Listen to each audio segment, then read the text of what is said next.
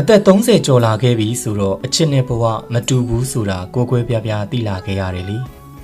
ဖြစ်ချင်တာထက်ဖြစ်တဲ့နာတွေကိုဦးစားပေးတတ်လာတယ်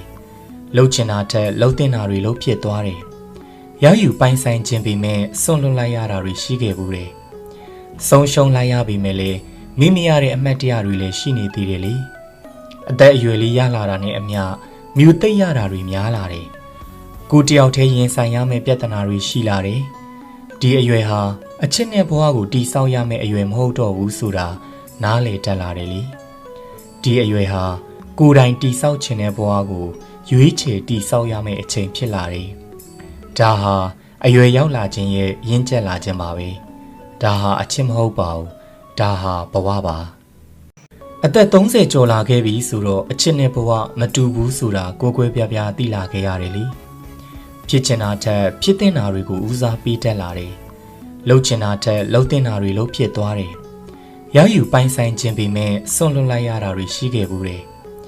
ဆုံးရှုံးလိုက်ရပေမဲ့လည်းမိမိရတဲ့အမှတ်တရတွေလည်းရှိနေသေးတယ်လေ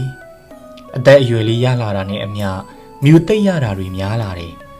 ကိုတယောက်တည်းရင်ဆိုင်ရမယ့်ပြဿနာတွေရှိလာတယ်ဒီအရွယ်ဟာအချစ်နဲ့ဘဝကိုတိဆောက်ရမယ့်အရွယ်မဟုတ်တော့ဘူးဆိုတာနားလည်တတ်လာတယ်လေဒီအရွယ်ဟာကိုယ်တိုင်တိဆောက်ခြင်းတဲ့ဘဝကိုရွေးချယ်တိဆောက်ရမယ့်အချိန်ဖြစ်လာတယ်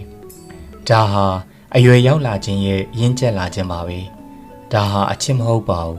ဒါဟာဘဝပါ